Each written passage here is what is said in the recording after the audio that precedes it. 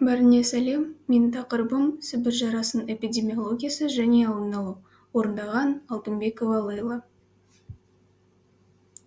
Бұл тақырыптың мақсаты Сібір жарасының қоздырғышын, таралу жолдарын, эпидемиологиялық ерекшеліктерін және алдын алу шараларын қысқаша сипаттау.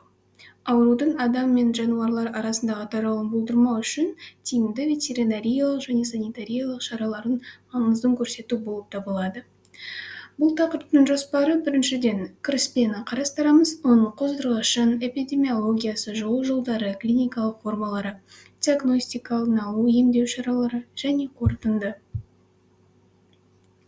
Сібір жарасы, оны тағы да антракс деп те атайды. Бациллус антрацис қоздыратын аса қауіпті табиғи ошақтық зоонозды инфекция. Ауру адамға көбіне ауру малдан немесе жануар тектес өнімдер арқылы жұғады. Қоздырғыштың жоғары төзімділігі, ұзақ сақталу және ауыр асқынуларға келуі бұл ауруды эпидемиологиялық тұрғыдан маңызды етеді. Әсіресе мал шаруашылығы дамыған өңірлерде бұл ауруды бақылау денсаулық сақтаудың негізгі міндеттерінің бірі болып табылады. Жаңағы айтқандай, қоздырғышы бациллус антрацис, грамом ірі таяқша тәрізді бактерия. Оның негізгі қасиеттері біріншіден ол спора түзуі.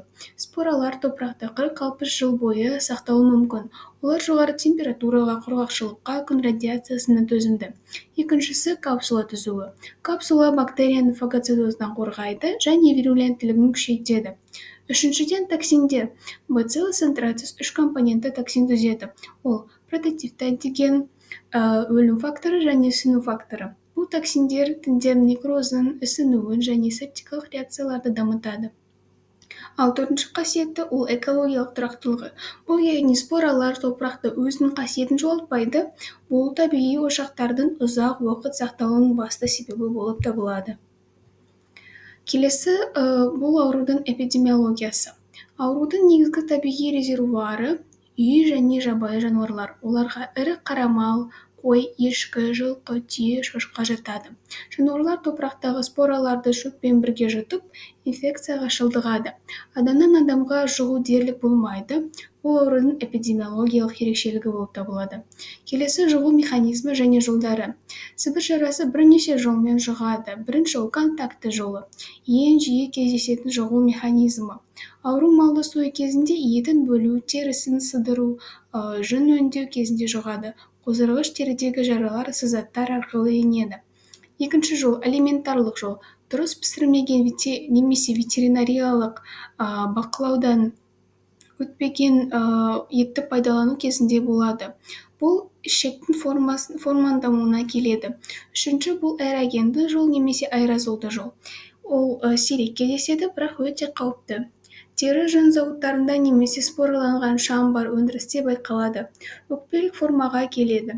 Ал төртінші жолы трансмиссивті жол. Ол өте сирек, қан сору жәндіктер яғни шіркей маса арқылы болады. Сібір жарасы табиғи ошақтық ауру.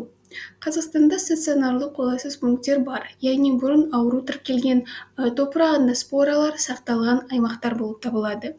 Эндемиялық аймақтарға Шығыс Қазақстан, Қарағанды, Павлодар, Ақмола, Қостанай, Жамбыл облыстары ошақтары көп болады. Қауіпті топтарына малшылар, мал дәрігерлері, теріні, жүнді, сүйекті өндірушілер, асапшылар, жүн-тері фабрикаларының қызметкерлері және зертхана мамандары кіреді. Оның маусымдылығы жиі жаз күз айларында мал жайылымдар жүрген кезде топырақпен жанасу күшейген уақытта байқалатын болады. Келесі сібір жарасының инкубациялық кезеңі әдетте 1-7 күн аралығында болады, бірақ кейде 12 күнге дейін созылуы мүмкін. Терлік формада белгілері көбіне 2-3 күннен кейін көрінеді, ал ішек және өкпе формаларына 1-6 күннен кейін. Инкубациялық кезең инфекцияның түріне және қоздырғыш көлеміне байланысты қысқарады немесе ұзарады. Келесі бұл аурудың клиникалық формаларына келетін болсақ, бірінші форма ол терілік немесе термиялық форма. Ол ең жиі кездесетін түрі болып табылады. Басталады қызылдақтан, папула, визикула және қара түсті күлдірік карбункулмен аяқталады.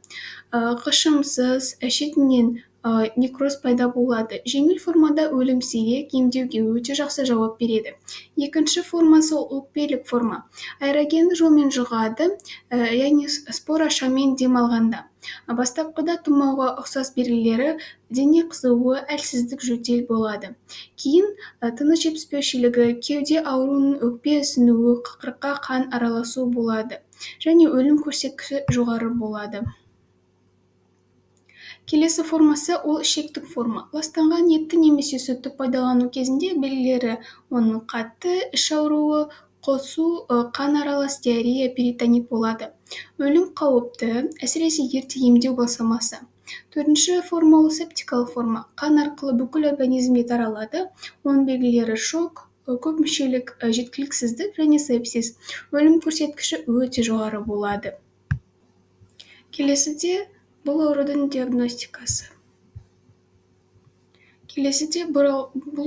диагностикасы. Біріншіден, эпидемиологиялық диагностика аурудың қайдан келгенін анықтауға көмектеседі. Малмен немесе мал өнімдерімен байланыс, қауіпті аймаққа бару, кәсіби қызмет ерекшелігі. Екінші, клиникалық диагностика. Әр форманың белгілеріне сүйенеді. Тері формасында жаңағы қара түсті күлдірік, ісінген жара, лимфа түйіндерінің ұлғаюы болады. Ал ішек формасында іш ауруы, құсу, қан аралас диарея, ал өкпе формасында жөтел, ентігу, қықырыққа қан, септикалық формада шок, көп мүшелік жеткіліксіздік болады. Үшінші, лабораториялық әдістер ол нақты диагноздың негізі. Микроскопияда граммон таяқшалар анықталады. Бактериологиялық әдісте қоздырғыш өсіріледі. Серологиялық тесттер жаңағы ИФА, РИФ дегендер антиденелерді немесе антигенді көрсетеді. ПТР арқылы бациллус антрацис ДНК-сын анықтауға болады. Төртінші, ол патоморфологиялық диагностика. Жануарларда маңызды, ол бауыр мен көкбауырдың ұлғаюы, қан ұю бұзылу, тері астында геморрагиялық ошақтар байқалады. Келесі алдын алу шаралары. Біріншіден, ветеринариялық санитариялық алдын алу. Жануарларды вакцинациялау, яғни малдар мен жыл сайын міндетті түрде вакцина алуы тиіс. Вакцина тірі антинурленген эндемиялық аймақтарда бұл өте маңызды болып табылады. Келесі бұл өлекселерді жою. Тек өртеу әдісімен көмуге болмайды, себебі споралар топырақты ластайды. Үшінші, бұл қорымды бақылау, яғни мал қорымдары қоршалады, белгіленеді және қорғалады, және топырақ зерттеледі. Мал қозасын бақылау, яғни ауру малды тасымалдауға тыйым салынуы тиіс. Келесі бұл адамдарға арналған алдын алу. Яғни жаңағы вакцинация жүргізу, қауіпті топтарына, ветеринарлар, тері жүн фабрикасы қызметкерлеріне, мал сою пункттеріне, зертханашыларына, әскери қызметкерлеріне қойылады. Сібір жарасының адсорбентті вакцинациясымен егіледі. Екінші, бұл жеке қорғаныс. Ол қолғап, маска, арнайы киім, мал өнімдерін өңдеуге теріні, қолы залысындыру, қауіпті аймақтарда топырақты қазбау болып табылады. Ал үшінші алдын алу шарасы бұл тамақ қауіпсіздігі, яғни шала піскен етті қолданбау, сүтті міндетті түрде қайнату және ветеринариялық анықтамасы жоқ етті сатып алмау керек. Келесі ошақта жүргізілетін шаралар. Бірінші, карантин енгізу. Ол ауру мал табылған жерде 15-20 күн карантин жасалуы тиіс. Екінші, ол дезинфекция. 10% формалин, 5% хлорамин, хлорлы әктің 20% ерінісі қолданылады. Және үшіншісі, топырақты залыстандыру. Қалыңдығы 20-30 сантиметр топырақ қабаты өңделеді. Қауіпті аймақтарда топырақты жыл сайын тексеруі керек. Сібір жарасын емдеу шаралары мүмкіндігінше ерте басталуы қажет, себебі аурудың өкпе және септикалық формаларында өлімі қауіп жоғары. Емдеудің негізгі тәсіл бұл антибактериалды терапия. Көбіне пенициллин, ципрофлоксацин, доксициклин сияқты кең спектрлі антибиотиктер қолданылады. Ауыр жағдайларда бірнеше антибиотик біріктіріліп беріледі. Сонымен қатар дезинтоксикациялық терапия.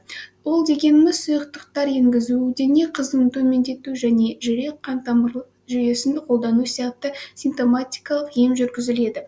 Қажет болғанда науқас реанимация бөліміне жатқызылады. Теріформасында ем жақсы нәтиже береді. Ал өкпе, ішек және септикалық түрлеріне қарқынды терапия қажет. Емдеу толық курс аяқталғанша жалғасады, себебі инфекция қайталанбауы тиіс. Және қорытындылай келе, сібір жарасы табиғи ошақтық аса қауіпті инфекция. Оның таралуы жануарлар, топырақ және адам әрекеттерімен тығыз байланысты болады. Аурудың алдын алу шараларын дұрыс ұйымдастыру, ветеринариялық бақылауды күшейту, халыққа санитариялық түсіндіру жұмыстарын жүргізу және қауіпті топтарды вакцинациялау арқылы бұл аурудың тарауын толықтай бақылауға алуға болады.